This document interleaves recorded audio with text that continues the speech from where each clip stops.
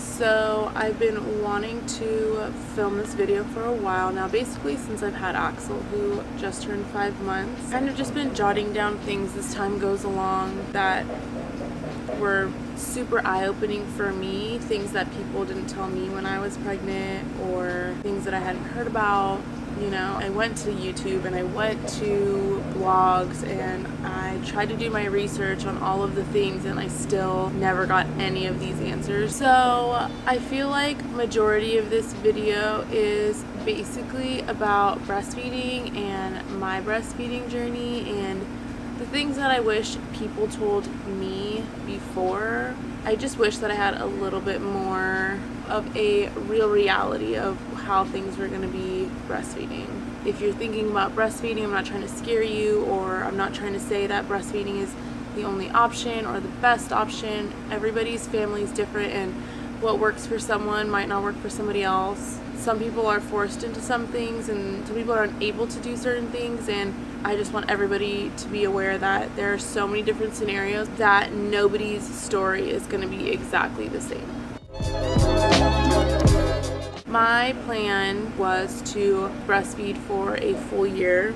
I did not know about not making enough milk, supplementing with formula. I did not know about any of that stuff. I just was like, oh, okay, they latch, you breastfeed. The only information I got about breastfeeding being hard was from my aunt. I did not have my mom to talk to about this. I didn't really have anyone that I grew up with to talk about these things. I am an only girl with, ooh, is that running this whole time? I am the only girl with brothers, so I didn't really have a whole lot of people that I felt super close and comfortable with to talk about these things or to kind of give me a heads up on the journey that I was about to take on. My Aunt Catherine was probably the only person that said breastfeeding is hard.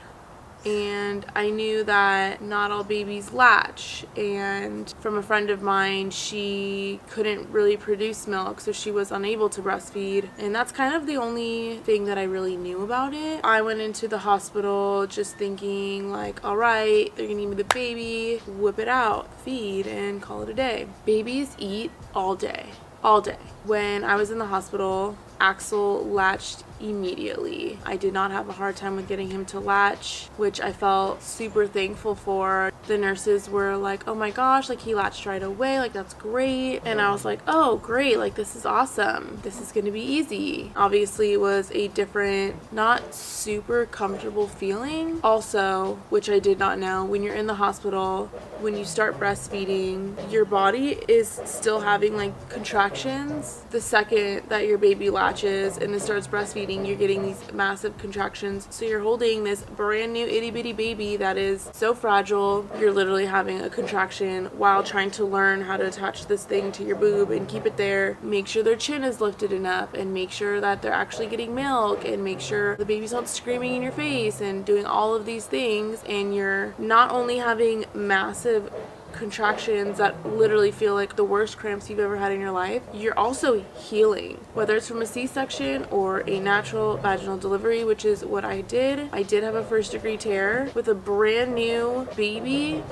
and you're bleeding all over the place. You're not in your home, you're in a hospital, it's uncomfortable, and you're tired. There's just so many factors that come all together, and as beautiful as the experience was, it was rough.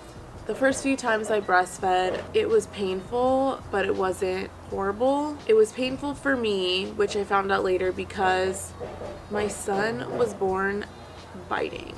He does not have any teeth, but it's a sensitive area and he was biting down with his gums and it hurt for me really bad. I don't know if there was other factors, there might have been, but it was extremely painful and I have a pretty high pain tolerance. When we got home from the hospital, your milk's just coming in, you're becoming engorged. Healing alone in your nether regions is painful. You know, you're waddling around, you're constantly having to clean up the aftermath of everything, I ended up getting mastitis about 3 weeks after Axel was born, the boob flu. I had chills. I just felt like, ugh, my body was just done. Like I could not get up, I felt super out of it, and I slept for like a full 24 hours. One of the main things that I did not understand about breastfeeding was how time consuming it was. I made myself feel selfish because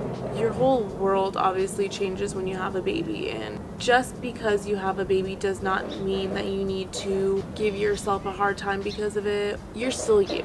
Yes, you're a mom. Yes, you're a wife. Yes, you're a sister. Yes, you are a daughter. But you, number one, are still you.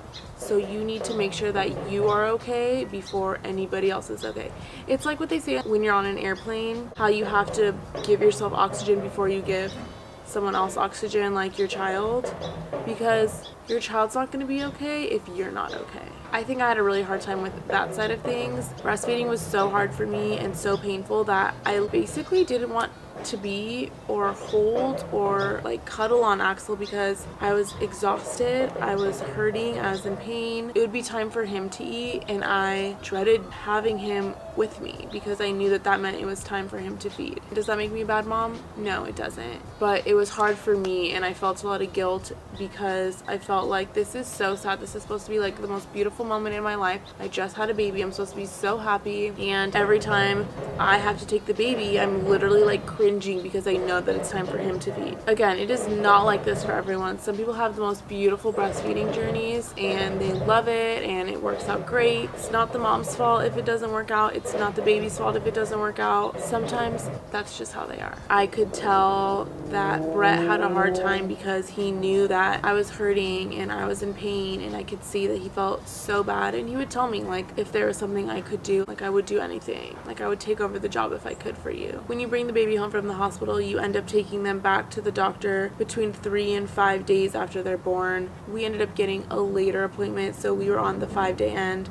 So within those 5 days, and I was struggling super hard with the breastfeeding, and I basically felt like I was giving everything that I had inside of me to feed Axel. We went to his pediatrician, and they basically told me that he had lost a significant amount of weight and basically wasn't getting enough milk from me, and I lost it. I'm not a sensitive person, I'm not an emotional person, but I was so tired and hurting so bad, and basically just spending that first week not wanting to be with my baby when she told me that basically everything I had gone through in just those first 5 days was essentially not helping my baby, crushed me. And I literally just started sobbing in the doctor's office. Granted, we're in a pandemic, and thankfully I had a mask on, so I kind of just put my face down and just sobbed. My doctor told me that we had to start bottle feeding our baby. This obviously was not the plan that I had, and this is a reason why I try not to have plans. Things probably are not going to go that way, and then I just get upset. So I definitely had a really hard time with that. So I started pumping. It was hard to try and breastfeed the baby. That took about 20 minutes, and then on top of that have to pump again for 20 minutes. So that's 20 and 20, that's 40. The baby was eating every 2 to 3 hours, so this much amount of time until the next time that the baby has to feed, and you're essentially feeding the baby all day. You can't leave the house without thinking, hey, I gotta figure out where and when I'm pumping next. You need to have all your pump things with you. You need to have your machine. It was just hard to do a lot of things until you get into a routine. I guess I just didn't realize how much time was going to be going into breastfeeding and pumping. I definitely had my fair share of breakdowns. There were times where I literally was just in so much pain. Brett would just be like, go take a hot shower. You have like these knots basically in your breast that hurt so bad. They're just like clogged milk ducts, and your nipples are bleeding, literally like cracked, and then you have to slap all this gunk on them to try to keep them moisturized. I really wanted it to be a successful breastfeeding journey, so I watched all the videos and bought all the things, and I still really just had a hard time. Once I got the hang of things, we ended up going from breastfeeding strictly to breastfeeding and pumping, and I quickly went into strictly pumping. When I finally transitioned over to strictly pumping, I definitely had mom guilt. Brett is the most unjudgmental person, and I just felt like him and his family and my family, I just felt like I looked like a bad mom for not choosing the breastfeeding route. Even when he took his first bottle, I just felt like this is not how it was supposed to be. So I definitely had a hard time transitioning from breastfeeding to bottle feeding. Yes, it was still breast milk, but I just had a hard time thinking that what I was doing was not best for him, or I was choosing myself and how I felt over his needs or what would be best for him. I really gave myself a hard time during that. That's what worked best for me and my little family, and it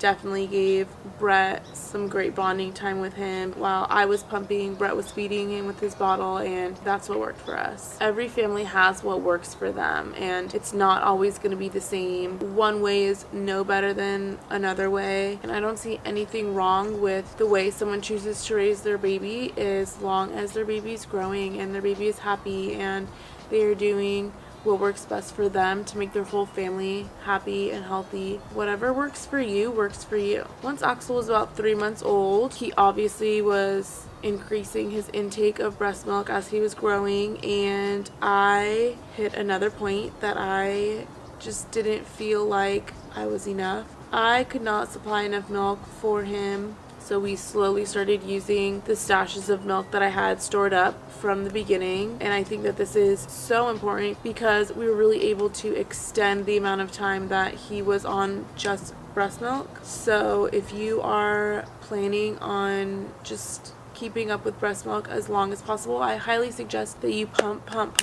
and get as much milk as you can and store it until you get to the point that you're unable to supply that much anymore, if you ever get to that. Some people don't, but I was very thankful for the stash that was built because I knew I was going to have to go back to work eventually. Once the freezer stash was gone, we quickly realized that we were going to need to start giving him formula. I had a really hard time with this because I really just wanted Axel to be on breast milk for a year. We quickly changed that year to 6 months. I think that we kind of just realized that the toll it was taking on me emotionally, physically, mentally was a lot. Brett was extremely supportive of us switching from a year to 6 months because for us in our family that was more realistic. Once formula was introduced, Axel did pretty good on it. It definitely took me a while to realize that technology is so amazing now that formula fed babies are super healthy and growing, and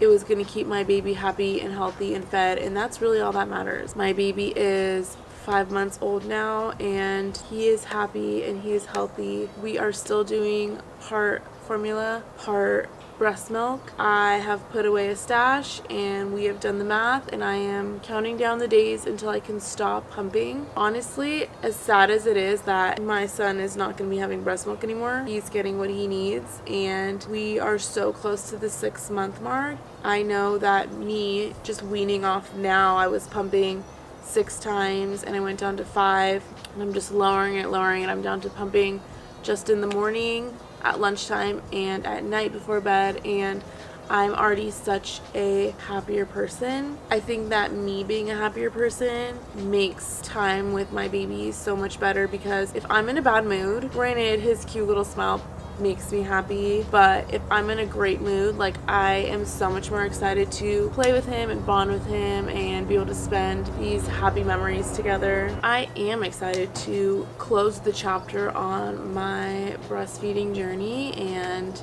I'm excited to be able to just not have that stress. This is my story, and this is what worked for me, and this is what worked for my family, and it was a great experience, and I definitely feel like I'm going to be more prepared next time around with my reality in my mind set of how this is going to be and things I need to go through. And my next baby might not bite, so I might have a great breastfeeding journey. Who knows? Every baby's different, every family's different, every story's different. I try to just find the positive in every scenario that comes with breastfeeding or bottle feeding or formula feeding, it doesn't matter. If you're able to breastfeed, awesome. Great bonding experience, and you don't have to worry about washing bottles. If your baby won't latch or you just don't want to breastfeed, cool, no problem. You don't have to worry about your baby weaning off your breast. You know exactly how much milk your baby is drinking, because if you're breastfeeding, you don't know how much your baby's getting. And if you're strictly pumping, you constantly have to wear the same pumping bras all the time.